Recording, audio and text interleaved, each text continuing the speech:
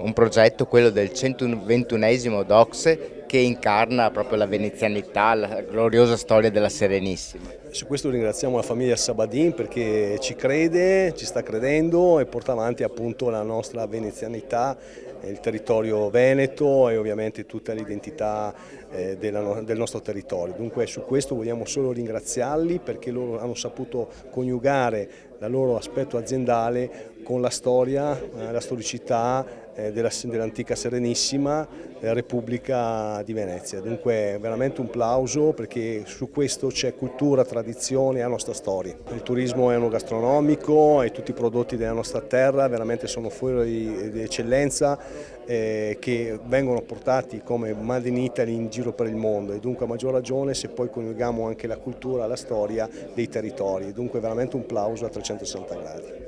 Terre del Dogado perché come azienda vitivinicola abbiamo voluto abbinare la passione e l'amore per quello che ci dà la terra veneta a quello che è la storia di Venezia e della Serenissima. Da qui Terre del Dogado, ossia Terre dei Dogi.